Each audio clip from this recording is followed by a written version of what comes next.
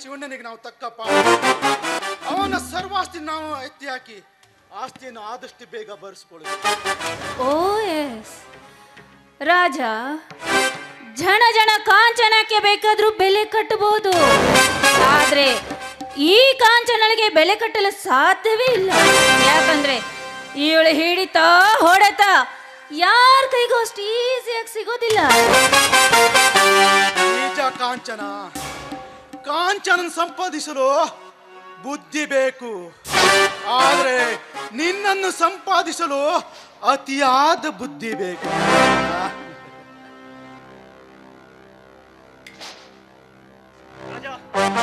ನೀವು ಹೇಳಿದಂತೆ ಎಲ್ಲ ಕಾಗದ ಪತ್ರಗಳನ್ನು ರೆಡಿ ಮಾಡಿ ತಂದಿದ್ದೇನೆ. ಸೂರ್ಯ, ನೀನು ಈ ಕಾಗದ ಪತ್ರಕ್ಕೆ ಸಹಿ ಹಾಕಬೇಕು. ಹಾಕಬೇಕು ರಾಜ. ಏಕೆ ಹಾಕಬೇಕಂದ್ರೆ ಪಾಲಾಗಬೇಕು. ನೀವು ಶ್ರೀಮಂತರಾಗಲು ನಾನು ಸಹಿ ಮಾಡೋದಕ್ಕೆ ಸಾಧ್ಯನೇ ಇಲ್ಲ. ಯಾಕೆ ಸಾಧ್ಯವಿಲ್ಲ ಸೂರ್ಯ? ನಾವು ಇಷ್ಟು ದಿನ ಆಡಿದ್ದು ನಾಟಕ.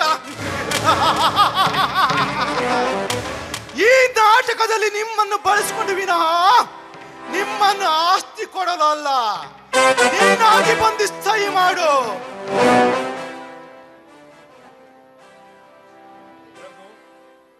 ಇದು ಏನಾಗ್ತಾ ಇದೆ ಅಂತ ನನಗೆ ಅರ್ಥ ಆಗ್ತಾ ಇಲ್ಲ. ಇದು ಆಸ್ತಿಯನ್ನು ಬಿಟ್ಟುಕೊಡಲು ಮಾಡಿದ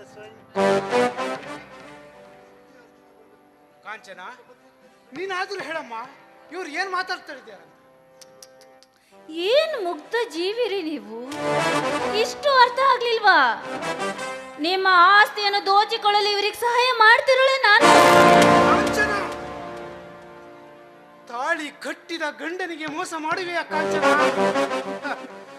ತಾಳಿ ಕಟ್ಟಿದ ಗಂಡನನ್ನ ಪತಿ ದೇವರೆಂದು ಪೂಜಿಸುವ ಈ ಸಮಾಜದಲ್ಲಿ ನೀನೊಬ್ಬಳು ಕಳಂಕಿತ ಕಾಂಚನ, ನೀನೊಬ್ಬಳು ಕಳಂಕಿತ ಹೆಣ್ಣು. ಅಷ್ಟೆಲ್ಲ, ಇಷ್ಟು ದಿನ ನಾನು ಆಡಿದ್ದು ಬರೀ ನಾಟಕ ಅಷ್ಟೇ. ಯಾಕೆ ಈ ರಘು ಇದಾರಲ್ಲ, ಇವರು ನನ್ನ ಮಾವ. ನಿನ್ನ ಆಸ್ತಿನ ದೋಚಿಕೊಂಡು ಹೋಗಿ ಎಲ್ಲಾದ್ರೂ ಮದುವೆ ಮಾಡ್ಕೊಂಡು ಹಾಯಾಗಿರ್ತೀವಿ. ನೋಡು ಸೂರ್ಯ, ನೀನಾಗಿ ಆಸ್ತಿ ಬರಕೊಡಬೇಕು. ಇಲ್ಲ ಅಂದ್ರೆ ನಾವು ನಿನ್ನನ್ನು ಎದ್ದಿ ಬಿದ್ದಿ ಒತ್ತಿ ಹೊಡೆದು ಆಸ್ತಿ ಬರಕೊಡಬೇಕಾಗ್ತದೆ. ಕಾಂಚನ, ನೀನಾಗಿ ಹೇಳು ಇವನು. ನೋಡು ರಾಜ, ನಿಮ್ಮೆಲ್ಲರಿಗೂ ಕೂಡ ನಾನು ಒಟ್ಟಾಗಿ ಸಮಾಧಿ ಕಟ್ಟೆ ಸಮಾಧಿ ಕಟ್ಟೆ. ಎಂತೆಂತ ಶೂರರಿಗೆ ಸಮಾಧಿ ಕಟ್ಟಿದ ಸೊಗಸಾರರು ನಾವು. ನಮ್ಮ ಸಮಾಧಿ ನೀನು ಕಟ್ಟುವೆಯ? ಇದು ಕನಸಿನ ಮಾತು ಸೂರ್ಯ, ಇದು ಕನಸಿನ ಮಾತು. ಬೇಡ, ಸುಮ್ಮನೆ ಸೈ ಹಾಕು. ಕಾಕಿ ಕೈ ರುಚಿ ತೋರಿಸ್ಬೇಕಾಗತ್ತೆ.